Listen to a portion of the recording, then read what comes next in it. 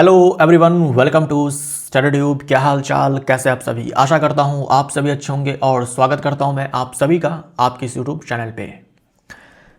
इस सीरीज का इस वीडियो में हम लोग सेट नंबर 13 कवर करने जा रहे हैं। इस सीरीज के अंदर आने वाले वीडियो का पीडीएफ डाउनलोड करने के लिए आप हमारे ऐप पर जा सकते हैं। ऐप पर जाने के बाद आप इस वाले सेक्शन में जाना, पीडीएफ आपको यहीं पर दिखेंगे, यहीं पर मिलेंगे। अब आइए हम लोग आगे बढ़ते हैं और देखते हैं कि आज के इस सेट में कौन कौन से प्रश्न हैं। एक बस शुरुआती 60 मीटर की दूरी 30 सेकंड में और फिर अगले 80 मीटर की दूरी 40 सेकंड में तय करती है। मीटर पर सेकंड में बस की औसत चाल की गणना कीजिए। एवरेज स्पीड जो है हमें निकालना है। एवरेज स्पीड, औसत चाल। एवरेज स्पीड कैसे निकालते हैं? एक ही फॉर्मूला है, टोटल डिस्टेंस बटे में टोटल टाइम। टोटल डिस्टेंस बट्टे में टोटल टाइम, यही सूत्र है। टोटल डिस्टेंस कितनी चली गई बस के द्वारा? 60 मीटर पहले 30 सेकंड में और उसके बाद 80 मीटर उसके बाद के 40 सेकंड में। टोटल टाइम 30 सेकंड पहले लगा और फिर बाद में 40 सेकंड लगा, है ना। डिस्टेंस तो मीटर में है और टाइम सेकंड में है, तो ये हो जाएगा 140 बट्टे में 70, ये आ गया 2 मीटर पर सेकेंड। यानी सी हमारा राइट आंसर हो जाएगा। सी हमारा राइट आंसर हो जाएगा। मोशन चैप्टर से ये सवाल है और वैसे आप मैथ्स में भी ये पढ़ते होंगे। जब प्लास्टर ऑफ पेरिस को जल में मिश्रित किया जाता है तो इसमें निम्नलिखित में से कौन सा परिवर्तन होता है? प्लास्टर ऑफ पेरिस, शॉर्ट में पीओपी भी हम लोग बोलते हैं। पीओपी आप अक्सर सुना करते होंगे। जल में मिश्रित किया जाता है तो इसमें निम्नलिखित में से कौन सा परिवर्तन होता है? जब हम प्लास्टर ऑफ पेरिस में पीओपी में जल को मिलाते हैं तो ये हार्ड हो जाता है, कठोर हो जाता है, क्योंकि ये जो पीओपी है कन्वर्ट हो जाता है जिप्सम में। ये जो पीओपी है ये जिप्सम में कन्वर्ट हो जाता है ना, जिप्सम में कन्वर्ट हो जाता है। यह जिप्सम में परिवर्तित हो जाता है। ए हमारा राइट आंसर हो जाएगा। ए हमारा राइट आंसर हो जाएगा। ये आपके एनसीईआरटी का कटआउट है, ये आपको ध्यान में रखना है। या देखिए, प्लास्टर ऑफ पेरिस में जल मिलाया गया, जिप्सम बन गया। मान लीजिए इस जिप्सम से फिर से आपको ये पीओपी चाहिए, इस जिप्सम से फिर से आपको पीओपी चाहिए, तो आप क्या करेंगे? आप जिप्सम को 373 केल्विन पर गर्म करेंगे। 373 केल्विन पर जब आप गर्म करेंगे तो कुछ जल के अणुओं का त्याग हो जाएगा और बनेगा कैल्शियम सल्फेट अर्ध हाइड्रेट, या इसी को हेमी हाइड्रेट बोलते हैं। फॉर्मूला ये होता है CaSO4.12H2O। ये जिप्सम है, ये जिप्सम है और ये पीओपी है ना। ये प्लास्टर ऑफ पेरिस है और ये जिप्सम है। कैल्शियम सल्फेट डाइहाइड्रेट ये जिप्सम है और कैल्शियम सल्फेट हेमी हाइड्रेट ये पीओपी है। तो जिप्सम से अगर आपको पीओपी चाहिए तो आप क्या करेंगे? इसको 373 केल्विन पर गर्म कर देंगे और पीओपी से जिप्सम चाहिए तो इसमें आप जल मिला देंगे। ठीक, ये जो पीओपी है इसका इस्तेमाल डॉक्टर टूटी हुई हड्डियों को सही जगह पर स्थिर रखने के लिए करते हैं। प्लास्टर ऑफ पेरिस क्या है? सफेद चूर्ण है, व्हाइट पाउडर होता है। जल मिलाने पर यह पुनः जिप्सम बनकर कठोर ठोस पदार्थ प्रदान करता है। तो ये सारी बातें पीओपी के बारे में जो है ध्यान में रखिएगा कि पीओपी से जिप्सम कैसे बनता है, जिप्सम से पीओपी कैसे बनता है। जल के अणुओं का ही खेल है ना। जिप्सम से पीओपी में जाएंगे, कुछ जल के अणुओं का त्याग हो जाएगा, है ना। पीओपी से जिप्सम में आएंगे तो कुछ जल के अणुओं का जुड़ाव हो जाएगा। स्थलीय पारितंत्र में हरे पौधों द्वारा ऊर्जा का कितना प्रतिशत ग्रहण किया जाता है? टेरेस्ट्रियल इकोसिस्टम में जो ग्रीन प्लांट्स होते हैं वो कितना % एनर्जी को जो है एब्जॉर्ब करते हैं? यहाँ पर जो ऊर्जा की बात की गई है ये सौर ऊर्जा है ना, सौर ऊर्जा है। ठीक, सौर ऊर्जा का कितना % ग्रहण किया जाता है? देखिए, हम जानते हैं कि जो पत्तियां होती हैं, जो हरी पत्तियां होती है उसमें फोटोसिंथेसिस की प्रक्रिया चलती है ना। इस हरी पत्ती में जो है फोटोसिंथेसिस की प्रक्रिया चलती है और फोटोसिंथेसिस में हम जानते हैं कि भाई क्या चाहिए? सनलाइट चाहिए। फोटोसिंथेसिस के लिए सनलाइट चाहिए। अब सन से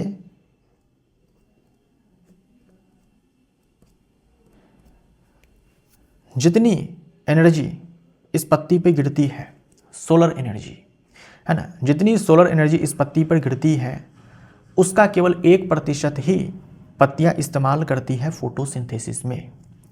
बी हमारा राइट आंसर हो जाएगा, बी हमारा राइट आंसर हो जाएगा। अगर मान लीजिए कि 100 जूल ऊर्जा इस पर गिरती है, सौर ऊर्जा अगर 100 जूल इस पत्ती पर गिरती है, प्राप्त होती है, तो उसका केवल 1% ही जो ये हरी पत्तियां हैं वो इस्तेमाल करती है फोटोसिंथेसिस में, फूड को बनाने के लिए, भोजन को बनाने के लिए। तो 1% आप बोलेंगे, ठीक, 1% जो है एब्जॉर्ब किया जाता है, 1% ही मात्र एब्जॉर्ब किया जाता है टोटल का, राइट। यदि पृथ्वी द्वारा चंद्रमा पर लगाए गए बल का परिमाण इतना न्यूटन है तो चंद्रमा द्वारा पृथ्वी पर लगाए गए बल का परिमाण होगा। देखो, गुरुत्वाकर्षण बल जो है दो द्रव्यमान के बीच में लगता है, दोनों वस्तु एक दूसरे पर जो है समान परिमाण का बल लगाते हैं, समान परिमाण का बल लगाते हैं, हाँ, विपरीत दिशा में जो है होते हैं, विपरीत दिशा में होते हैं। तो अगर पृथ्वी चंद्रमा पर इतना बल लगा रही है तो निश्चित ही चंद्रमा भी पृथ्वी पर इतना ही बल लगा रहा होगा, ठीक। ये चंद्रमा है, मान लीजिए ये पृथ्वी है।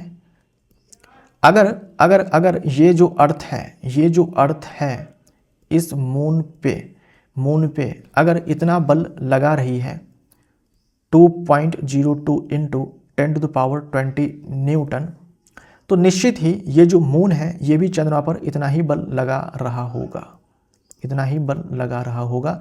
अंतर क्या है कि दिशा दोनों की विपरीत है, दोनों की दिशा क्या है, विपरीत है। तो हमारा आंसर ये हो जाएगा। हम जानते हैं बल जो है जोड़े में पाया जाता है, बल जोड़े में पाया जाता है, हर क्रिया के लिए प्रतिक्रिया बल होता है। तो ये क्रिया प्रतिक्रिया बल है जो परिमाण में बराबर होंगे और दिशा में विपरीत होंगे, ठीक। अगर आप एक को पॉजिटिव मानते हो तो दूसरे को आप नेगेटिव मानोगे।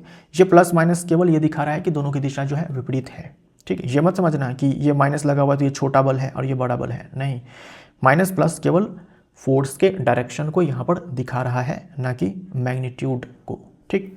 मैग्नीट्यूड दोनों के केस में बराबर है। हाइड्रोनियम आयनों की सांद्रता बढ़ने के साथ पीएच मान। हाइड्रोनियम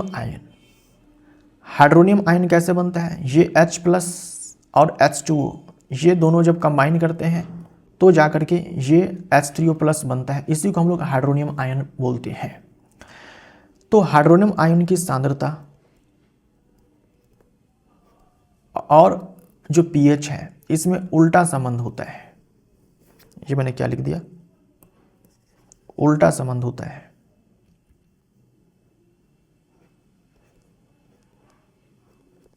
उल्टा संबंध होता है ना।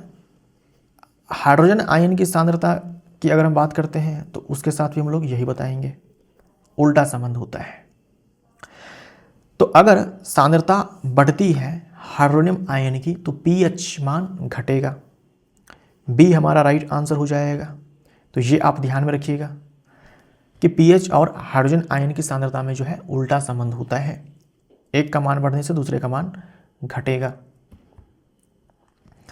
विभज्योतक ऊतक की कोशिकाएं अत्यधिक क्रियाशील होती है लेकिन उनके पास डैश का अभाव होता है। जो विभज्योतक की कोशिकाएं होती है वो बहुत ही क्रियाशील होती है, क्योंकि विभज्योतक की जो कोशिकाएं होती है ना वो डिवाइडिंग सेल्स होती है। जो विभज्योतक की कोशिकाएं होती है वो डिवाइडिंग सेल्स होती है, यानी कि विभाजनकारी कोशिकाएं होती है, विभाजन की क्षमता होती है ना, विभाजन की क्षमता होती है। हम बोलेंगे कि विभाजन की जो क्षमता है वो इनमें तीव्र होती है, इसीलिए ये बहुत ही ज़्यादा क्रियाशील जो है होती है, इसीलिए बहुत ही ज़्यादा क्रियाशील होती है। या तो इनमें राजधानी जो है नहीं होती है या फिर राजधानी बहुत ही छोटी होती है। पादप कोशिका में राजधानी जो है सबसे बड़ा कोशिकांग है, पादप कोशिका में राजधानी सबसे बड़ा कोशिकांग है, लेकिन जो विभज्योतक की कोशिका होती है ये भी क्या है, पादप कोशिका ही है। विभज्योतक ऊतक जो है, जो विभज्योतक ऊतक है ये आपको पादपों में ही मिलते हैं, जंतु ऊतक नहीं है, ये पादप ऊतक है। और यूजुअली पादप ऊतक की जो पादप ऊतक का सबसे बड़ा जो कोशिकांग होता है वो राजधानी है, लेकिन विभज्योतक ऊतक की जो कोशिकाएं होती है उनमें राजधानी छोटी होती है, बहुत छोटी होती है या फिर नहीं होती है, या तो नहीं होती है। तो यहाँ पर हम लोग रसधानी को टिक करेंगे, लेकिन उनके पास डैश का अभाव होता है, रसधानी का अभाव होता है। क्योंकि विभजोतक की कोशिकाएं जो होती है वो विभाजन की क्षमता रखती है, इनको डिवाइड करना है। अगर डिवाइड करना है तो जो कोशिका भित्ति है वो पतली होनी चाहिए। अगर कोशिका भित्ति मोटी हो जाएगी तो अच्छे से डिवाइड जो है कोशिका नहीं कर पाएगी, या फिर विभाजन में जो है उनको दिक्कत आएगी। तो क्योंकि विभजोतक ऊतक की कोशिकाएं जो है वो विभाजनकारी है, डिवाइडिंग है, उनको विभाजित होना है, इसीलिए जो उसकी कोशिका भित्ति होती है वो पतली होती है, पतली होती है। ठीक, और पतली होती है, ठीक है। सुस्पष्ट केंद्रक होता है, और उसके बाद कोशिका द्रव्य जो होता है वो अधिक सघन होता है। तो ये सारी खासियत है किसकी? इस ऊतक की कोशिका की। ये सारे के सारे प्रॉपर्टीज जो है वो सही है, ठीक। लेकिन पूछा है कि भाई कौन से कोशिकांग का अभाव होता है, तो राजधानी का अभाव होता है। बाकी आप याद रखेंगे, जो इसकी कोशिका होती है डेंस साइटोप्लाज्म होता है, प्रोमिनेंट न्यूक्लियस होता है, और थिन सेल वॉल जो है होती है, और जो वैक्यूल है या तो छोटी होती है या फिर नहीं होती है। तारों का टिमटिमाना निम्नलिखित में से किसका कारण होता है? तारों का टिमटिमाना ये होता है वायुमंडलीय अपवर्तन के कारण, वायुमंडलीय अपवर्तन के कारण, ठीक है, वायुमंडलीय अपवर्तन के कारण। ए हमारा राइट आंसर हो जाएगा। तो वायुमंडलीय अपवर्तन के कारण होने वाली भौतिक घटनाएं कौन कौन सी हैं? तारों का टिमटिमाना है, अग्रिम सूर्योदय। इसका मतलब क्या होता है? वास्तविक सूर्योदय से 2 मिनट पहले ही हमें सूर्य दिखने लगता है ना। ये टाइम भी याद रखिएगा, ये टाइम भी याद रखिएगा कि वास्तविक सूर्योदय होने से 2 मिनट पहले ही हमें सूर्य दिखने लगता है, और जब वास्तविक रूप से सूर्यास्त हो जाता है उसके बाद भी हमें 2 मिनट तक सूर्य दिखता रहता है। इसके पीछे भी कारण है वायुमंडलीय अपवर्तन। और क्षितिज के पास सूर्य और चंद्रमा का चपटा दिखाई देना या फिर अंडाकार प्रतीत होना, इन सारे के पीछे कारण क्या है? वायुमंडलीय अपवर्तन। सजातीय श्रेणी यानी कि समजातीय श्रेणी कार्बनिक यौगिकों का एक ऐसा समूह डैश है, समूह है डैश। सजातीय श्रेणी कार्बनिक यौगिकों का एक ऐसा समूह है डैश जिनके प्रक्रियात्मक समूह समान होते हैं लेकिन उनमें CH2 समूह का अंतर होता है। ये तो सही है, ये तो सही है। जिनके संरचनात्मक सूत्र समान होते हैं, जरूरी नहीं है। जिनके आणविक सूत्र समान होते हैं, नहीं। जिनका एक दूसरे से कोई संबंध नहीं होता है, जैसे एक समजातीय श्रेणी हम लोग उठाते हैं अल्कोहल का, ये मेथनॉल है, ये एथेनॉल है,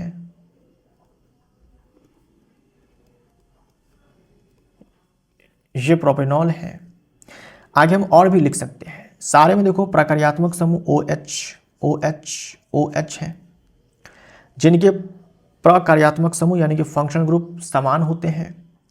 और फॉर्मूले में देखेंगे तो आप CH2 का अंतर है, फॉर्मूले में आप देखो तो CH2 का अंतर है। 2 लगातार सदस्य को आप उठाओ तो CH2 का अंतर है ना। इन दोनों में CH2 का अंतर है, इन दोनों में CH2 का अंतर है, लेकिन CH2 समूह का अंतर होता है। सही है, ए हमारा राइट आंसर हो जाएगा। यदि किसी दर्पण का आवर्धन +2.3 है तो वह किस प्रकार का दर्पण है? अगर आवर्धन धनात्मक है यानी कि फोकल लेंथ भी धनात्मक है और फोकल लेंथ धनात्मक, ये उत्तल दर्पण का होता है। सी हमारा राइट आंसर हो जाएगा। उत्तल दर्पण, उत्तल लेंस भी आप बोल सकते हो, ठीक। यहाँ दर्पण के बारे में बोल रखा है सवाल में, तो हम उत्तल दर्पण को टिक करेंगे। वैसे लेंस है भी नहीं ऑप्शन में। मैं आपको ये बताना चाह रहा था कि जो ये फोकल लेंथ है वो पॉजिटिव होता है उत्तल के केस में, है ना। उत्तल के केस में, कॉन्वेक्स के केस में, अब वो चाहे मिरर हो चाहे वो लेंस हो, दोनों के केस में जो फोकल लेंथ है पॉजिटिव। और समतल दर्पण के केस में फोकल लेंथ जो है ये नेगेटिव होता है, तो पावर भी हम यहाँ पर नेगेटिव ही बोलेंगे। विरंजक चूर्ण के विरचन में क्लोरीन गैस की क्या भूमिका होती है? यानी विरंजक चूर्ण के बनने में क्लोरीन गैस की क्या भूमिका होती है? ये व्यंजक चूर्ण बनता कैसे है? शुष्क भुजे हुए चूने से क्लोरीन गैस प्रवाहित करने पर व्यंजक चूर्ण प्राप्त होता है। तो यह शुष्क भुजे चूने के साथ अभिक्रिया करके व्यंजक चूर्ण बनाती है। सी हमारा राइट आंसर हो जाएगा। शुष्क भुजे हुए चूने से क्लोरीन गैस प्रवाहित करने पर व्यंजक चूर्ण प्राप्त होता है। शुष्क भुजा हुआ चूना क्या होता है? Calcium hydroxide. Calcium hydroxide. यहां से आप क्लोरीन गैस प्रवाहित करवाएंगे तो बनेगा व्यंजक चूर्ण CaClO का होल ट्वाइस और जल। ये व्यंजक चूर्ण है, यही व्यंजक चूर्ण है, ब्लीचिंग पाउडर है। सी हमारा राइट आंसर हो जाएगा। कृषि प्रयोजनों के लिए गन्ना, गुलाब या अंगूर जैसे कई पौधों को उगाने के लिए लेयरिंग या ग्राफ्टिंग जैसी विधियों में उपयोग की जाने वाली प्रजनन विधि कौन सी है? ये जो लेयरिंग है, ग्राफ्टिंग है, ये कायिक प्रवर्धन का ही प्रकार है। कायिक प्रवर्धन का प्रकार है और इन सारे कायिक प्रवर्धन, कृत्रिम कायिक प्रवर्धन की मदद से गन्ना, गुलाब, अंगूर जैसे पौधों को उगाया जाता है। तो हम बोलेंगे कायिक प्रवर्धन, इसी को हम लोग वानस्पतिक प्रवर्धन बोलते हैं, वेजिटेटिव प्रोपेगेशन बोलते हैं। तो अलैंगिक प्रजनन के देखो ये सारे प्रकार हैं। यहीं से आपके एग्जाम में प्रश्न बार बार पूछे जाते हैं। द्विखंडन होता है अमीबा और लिशमेनिया में, बहुविखंडन होता है प्लाज्मोडियम में, विखंडन होता है स्पायरोगैरा में, पुनर्जनन प्लेनेरिया और हाइड्रा में, मूकलन ईस्ट और हाइड्रा में, बीजाणु समासंग कवक में, मॉस में, फर्न में, है ना। ये कवक, ये मॉस और फर्न पादप है। प्राकृतिक कायिक प्रवर्धन ब्रायोफाइलम में होता है, जो पत्तियों से नए पादप उगते हैं। और कृत्रिम कायिक प्रवर्धन जो है वो 3 प्रकार के होते हैं, पर्तन यानी कि लेयरिंग, कलम यानी कि कटिंग अथवा रोपण, है ना, यानी कि ग्राफ्टिंग। तो पर्तन, कलम, रोपण, है ना, लेयरिंग, कटिंग एंड ग्राफ्टिंग, ये आर्टिफिशियल वेजिटेटिव प्रोपेगेशन के ही 3 मेथड्स हैं। ठीक। निम्नलिखित में से कौन सा या कौन से कथन सही नहीं है? किसी चालक का प्रतिरोध ताप पर निर्भर नहीं करता। गलत हो जाएगा, गलत हो जाएगा। अगर हम चालक का प्रतिरोध बढ़ाते हैं तो अगर हम चालक का तापमान बढ़ाते हैं तो जो प्रतिरोध है वो बढ़ता है। यहां लिखा है किसी चालक का प्रतिरोध ताप पर निर्भर नहीं करता है, गलत हो जाएगा।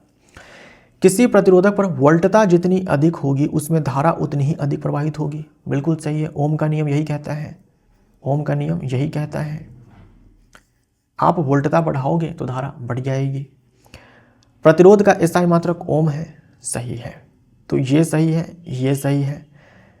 कौन सा कथन सही नहीं है पूछा है तो केवल एक, डी ऑप्शन हमारा राइट आंसर हो जाएगा।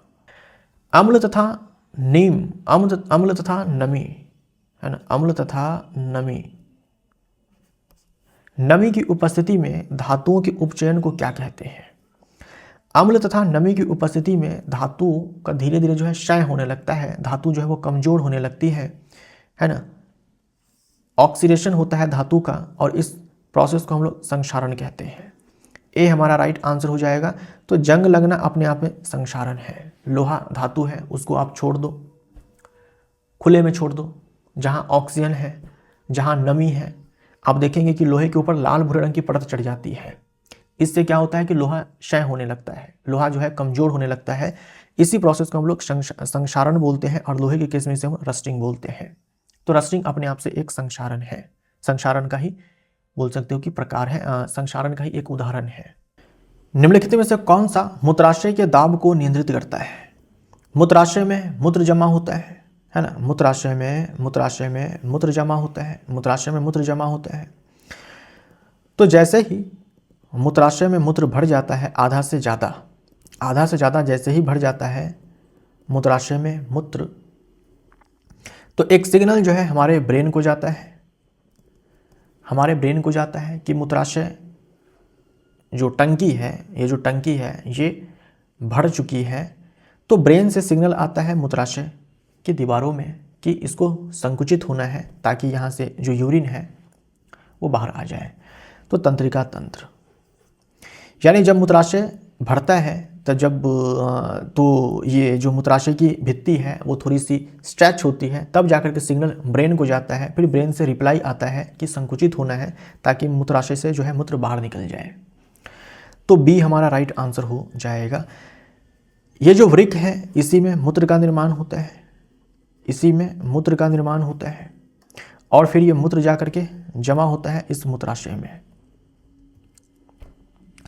पृथ्वी के वायुमंडल में प्रवेश करते समय सूर्य के प्रकाश का सबसे अधिक प्रकीर्ण रंग होता है।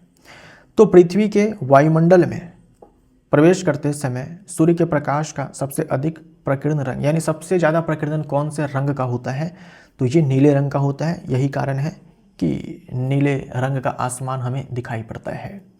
सूर्य के प्रकाश में 7 रंग होते हैं, सबसे ज़्यादा जो प्रकीर्णन है वो नीले रंग का होता है जब सूर्य का प्रकाश हमारे वायुमंडल में प्रवेश करता है, तो इसीलिए जो आसमान है हमें नीला दिखाई पड़ता है। जब पोटेशियम आयोडाइड का जलीय विलयन लेड नाइट्रेट के साथ अभिक्रिया करता है तो किस प्रकार का उत्पाद बनता है। पोटेशियम आयोडाइड का जलीय विलयन, पोटेशियम आयोडाइड का जलीय विलयन अभिक्रिया करता है लेड नाइट्रेट के साथ, PbNO3 का होल ट्वाइस, इसका जलीय विलयन। इन दोनों के बीच में जब अभिक्रिया होती है तो द्विव विस्थापन अभिक्रिया यहाँ पर होती है।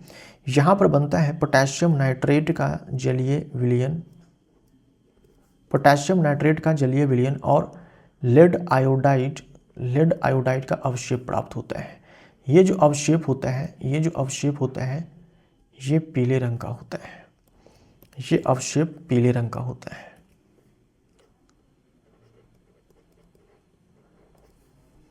और ये अभिक्रिया आपके एग्जाम में बहुत पूछा जाता है, ये याद रखिएगा। लेड आयोडाइड का अवक्षेप प्राप्त होता है। डी हमारा राइट आंसर हो जाएगा।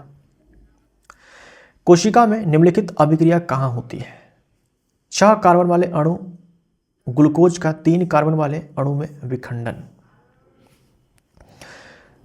तो कोशिका में जो ग्लूकोज होता है, जो कि 6 कार्बन वाला मॉलिक्यूल है, ये टूटता है पायरुवेट में, ये टूटता है पायरुवेट में जो कि 3 कार्बन वाला अणु है, और ये होता है साइटोप्लाज्म में, ये होता है साइटोप्लाज्म में, कोशिका द्रव्य में। डी हमारा राइट आंसर हो जाएगा, डी हमारा राइट आंसर हो जाएगा। और कुछ ऊर्जा भी जो है यहाँ पर मुक्त होती है, कुछ ऊर्जा भी यहाँ पर मुक्त होती है। निम्नलिखित में से कौन सा या कौन से कथन सही है। पहला कथन है एक विद्युत धारावाही कुंडली चुंबकीय क्षेत्र उत्पन्न करती है। सही बात है, धारावाही चालक चुंबकीय क्षेत्र जो है वो उत्पन्न करता है। तो चाहे वो कुंडली हो, चाहे वो स्टेट कंडक्टर हो, चुंबकीय क्षेत्र उत्पन्न करेगा। तो एक विद्युत धारावाही कुंडली चुंबकीय क्षेत्र उत्पन्न करती है, सही है। एक विद्युत धारावाही परिनालिका एक क्षण चुंबक की तरह व्यवहार करती है, ये भी सही है। दोनों कथन सही है। तो कथन 1, 2 दोनों सही है। रासायनिक समीकरण को संतुलित करने में निम्नलिखित में से कौन सा चरण पहला चरण है। तो रासायनिक समीकरण को अगर आपको संतुलित करना है तो सबसे पहले जो है आप उसका कंकाल समीकरण लिखेंगे, सबसे पहले आप उसका स्केलेटन समीकरण लिखेंगे। जैसे मैग्नीशियम को जब जलाया जाता है ऑक्सीजन में तब मैग्नीशियम ऑक्साइड प्राप्त होता है। अब इसको संतुलित करना है तो सबसे पहले तो आप जो कंकाल समीकरण है यानी जो असंतुलित समीकरण है उसको आप लिखेंगे कि मैग्नीशियम को जलाया ऑक्सीजन में तो बना मैग्नीशियम ऑक्साइड। पहले तो आप ये लिखेंगे, यही है स्केलेटन इक्वेशन, कंकाल समीकरण। तब जाकर के आप इसको बैलेंस करेंगे, ऐसे बैलेंस करेंगे, अब जाकर के संतुलित रासायनिक समीकरण है। ठीक, सी हमारा राइट आंसर हो जाएगा। आरआरबी जेईई सीबीटी 1 2024 का प्रश्न। दिए गए कथन की पुष्टि कीजिए। पादपों को कम ऊर्जा की आवश्यकता होती है। पादपों को कम ऊर्जा की आवश्यकता होती है। जंतुओं में सबसे ज़्यादा जो ऊर्जा खपत होती है वो लोकोमोशन में होती है। लोकोमोशन का मतलब हो गया कि जो हम चलते हैं, एक स्थान से दूसरे स्थान तक जाते हैं, इसमें ज़्यादा ऊर्जा जो वो खपत होती है। पादप तो चलते नहीं हैं, प्लांट तो चलते नहीं है, पादप तो चलते नहीं है, स्थिर रहते हैं एक जगह पर। तो उनमें जो है ऊर्जा बहुत कम खपत होती है। चूंकि पौधे अपेक्षाकृत तेज परिवहन प्रणालियों का उपयोग करते हैं, नहीं, जो पौधे होते हैं उनमें अपेक्षाकृत जो परिवहन प्रणाली है वो स्लो है अगर हम जंतुओं से तुलना करें तो। पादप शरीर के कई ऊतकों में मृत कोशिकाओं का एक छोटा अनुपात होता है। पादप शरीर के कई ऊतकों में मृत कोशिकाओं का छोटा अनुपात होता है, नहीं, पादप में तो बड़ी संख्या मृत कोशिका होती है। जो स्क्लेरेन्काइमा टिश्यू है, जो दृढ़ ऊतक होते हैं, उनकी कोशिकाएं तो मृत होती है। जाइलम पैरेन्काइमा को छोड़ दो तो बाकी कोशिकाएं मृत होती हैं। तो पादपों में जो भी ऊतक है उनका एक बहुत बड़ा हिस्सा जो है वो डेड है, तो ये नहीं होगा, ये भी नहीं होगा। विभिन्न शारीरिक अभिकल्पों के बीच ऊर्जा की जरूरतें भिन्न होती हैं। पादप गति नहीं करते हैं और उनके ऊतकों में मृत कोशिका का बड़ा अनुपात होता है, ये सही है।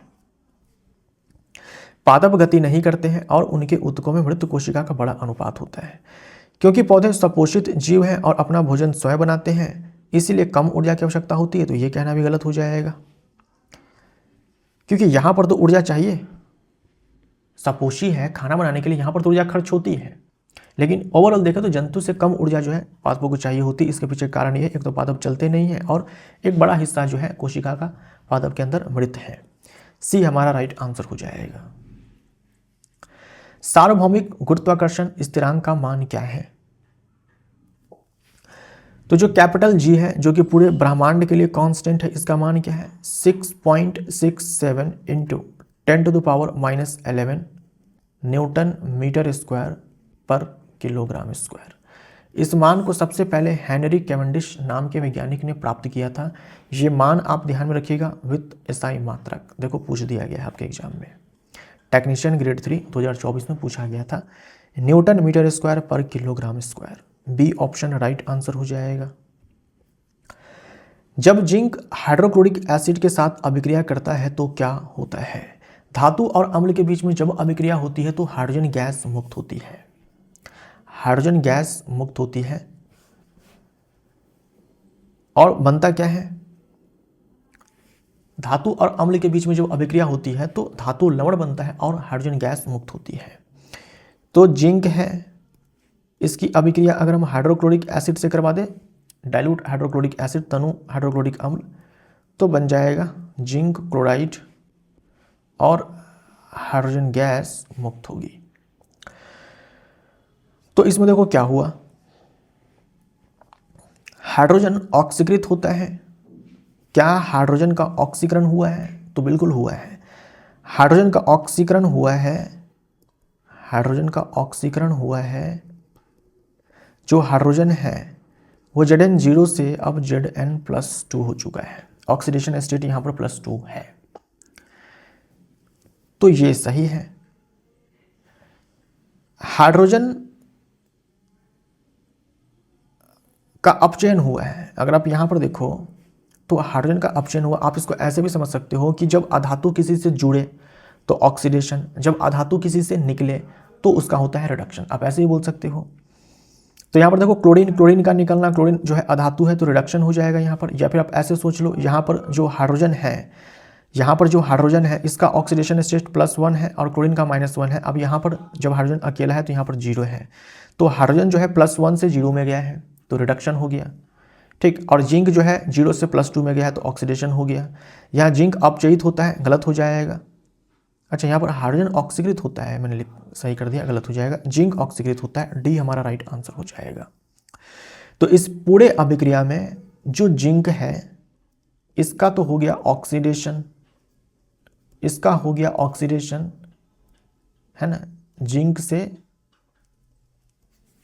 Zn से Zn+2 में गया है। और ये जो हाइड्रोजन है इसका हो गया रिडक्शन,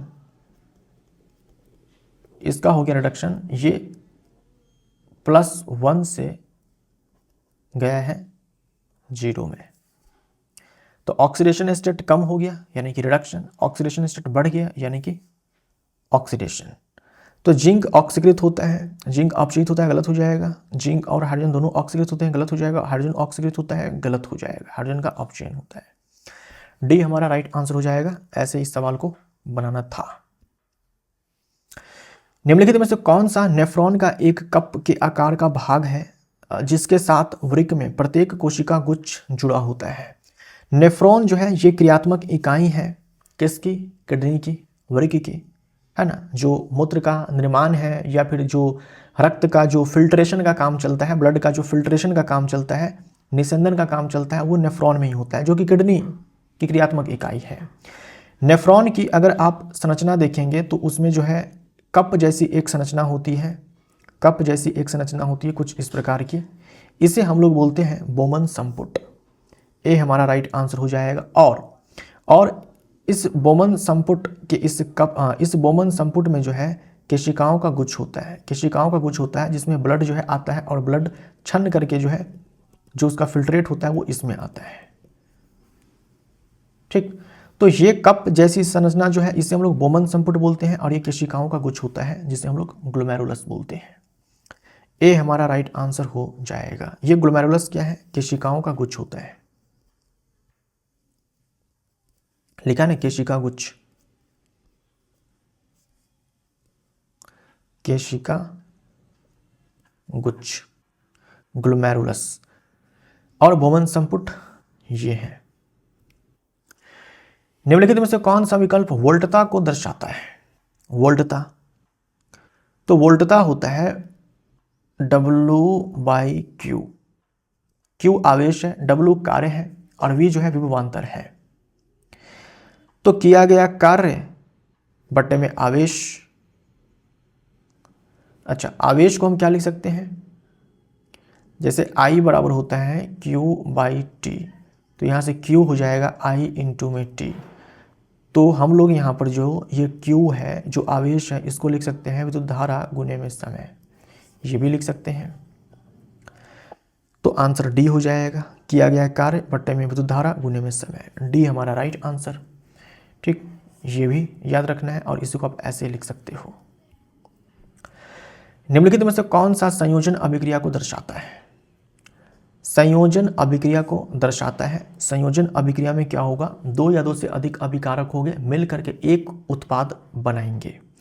एक उत्पाद देखो किस में नजर आ रहा है? इसमें दो उत्पाद है, ये ऑप्शन कट जाएगा, ये ऑप्शन कट जाएगा, ये ऑप्शन कट जाएगा, इसमें एक उत्पाद है।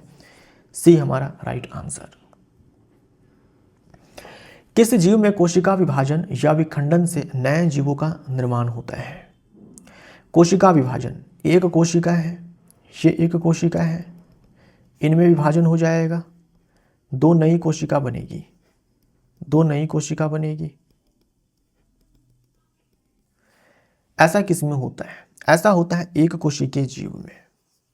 एक कोशिकीय जीव में, एक कोशिकीय जीव में जैसे कि बैक्टीरिया है, इसमें होता है। जैसे कि अमीबा है, इसमें होता है। जैसे कि लिशमेनिया है, इसमें होता है। जैसे कि पैरामीशियम है, इसमें होता है।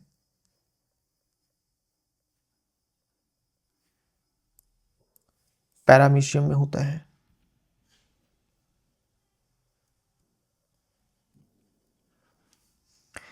और क्लेमाइडोमोनास भी आप लिख सकते हो।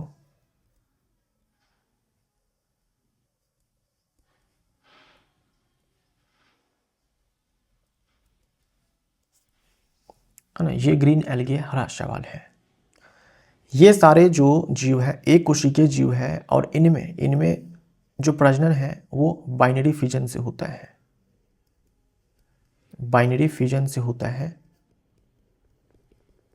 यानी कि द्विखंडन से होता है। द्विखंडन से होता है। डी हमारा राइट आंसर हो जाएगा। निम्नलिखित में से किसी पिंड पर किए गए कार्य की मात्रा को मापने के लिए उपयोग किया जाने वाला मात्रक कौन सा है? तो कार्य को हम लोग किस में मापते हैं? कार्य को हम लोग जूल में मापते हैं। कार्य को हम लोग जूल में मापते हैं। द्रव्यमान को हम लोग किलोग्राम में मापते हैं, है ना। डिस्टेंस को हम लोग मीटर में मापते हैं, या फिर लेंथ को हम लोग मीटर में मापते हैं। और न्यूटन यहाँ पर होना चाहिए, न्यूटन में हम लोग फोर्स को मापते हैं। ए हमारा राइट आंसर हो जाएगा। जूल में हम लोग कार्य को मापते हैं, जूल में हम लोग एनर्जी को मापते हैं, एनर्जी को मापते हैं। ए हमारा राइट आंसर हो जाएगा। जूल में हम लोग ऊष्मा को भी मापते हैं, ऊष्मा को भी मापते हैं। किस वर्ष वायुमंडल में ओजोन की मात्रा तेजी से कम होने लगी थी? तो ये 1980 में देखा गया था कि ओजोन की मात्रा में तेजी से गिरावट आई है। डैश मृदा से प्राप्त जल तथा खनिज पदार्थ का वहन करता है, जबकि डैश उन पत्तियों जहां प्रकाश संश्लेषण के उत्पाद संश्लेषित होते हैं से इनका पौधे के अन्य भागों तक वहन करता है।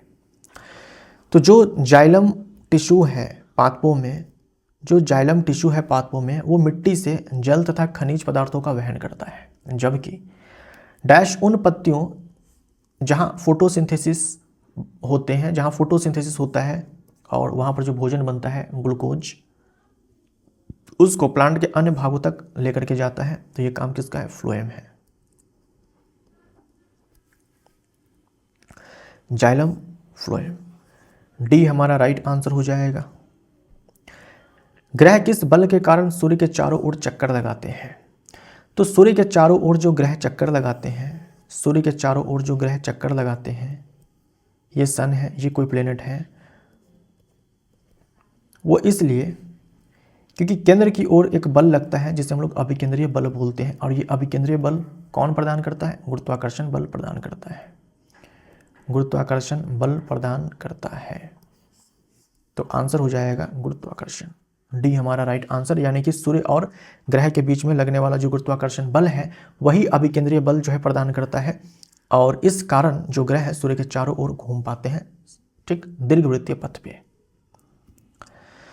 तो इसी के साथ ये हमारा सेट नंबर 13 यहीं पर समाप्त होता है।